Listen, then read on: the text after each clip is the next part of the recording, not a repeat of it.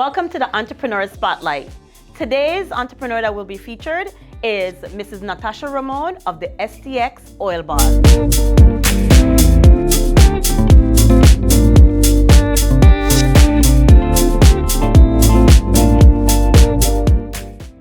Natasha, thank you so much for being with us today. Thank you for having me. So tell us a little bit about yourself.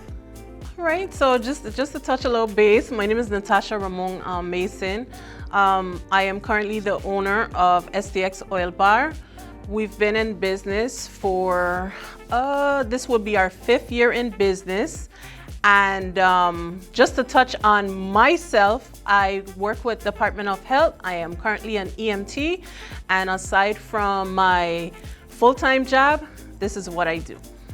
Oh, wow, that's a lot. But thank you for your service as being an EMT, especially now during the pandemic. So tell us, how did the concept of STX Oil Bar come about? Okay, so STX Oil Bar started basically, well, I want to say the concept of it came about in 2015. My sister, Patricia Ramon, she makes some soaps, naturally made soaps, and she did not have a brick and mortar or did not have the desire to open a store to sell her soaps. And of course, me loving her soaps and her essential oils, I decided to give it a try and open the doors of STX Oil Bar. So Natasha, tell us about some of the programs or services that you've used of VIEDA that has helped you with your business. All right, so almost 10 years ago, I signed up for this program by the EDA, Small Business Bootcamp, given by Andrew Morrison. And pretty much we covered just the basis of, opening and maintaining a business successfully. We've also learned how to, just work together with other entrepreneurs and, pretty much just, like I said, run a successful business. Now, moving on to your other businesses, because now you've become a serial entrepreneur. Correct. So tell us about some of your other business endeavors here on St. Croix. Okay, so STX Oil Bar, like I said, we've been in business for, this will be our 5th year. Our 2nd year in business, we did very well, and it pretty much birthed and encouraged me to open another store, which was What's the Scoop. That's an ice cream shop. Well, we don't just sell ice cream, but the base of it is an ice cream shop. And Locally made ice cream? Locally made ice cream. We do have some locally made ice cream. And once again, we've partnered with other entrepreneurs to bring in their ice cream. So yes, it is locally made. And then aside from that, we've opened 340 Culture. That store is basically just, we have Afrocentric clothing. We have locally made brands for, once again, other entrepreneurs that do not have a brick and mortar.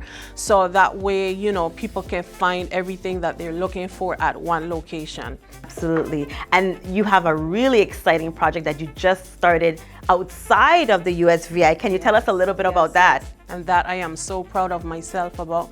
So my parents are born and raised in Trinidad, which they have been taking us there every year for about 18 years. So of course I do have dual citizenship, and while traveling back and forth, I've decided, hey, the dollar ratio is much better, and why not try to open something in Trinidad? So I've recently opened a grocery store. It's called Bag and Go in La Romaine, Trinidad. So now I don't just own businesses in the USVI, I also own businesses abroad outside of the US.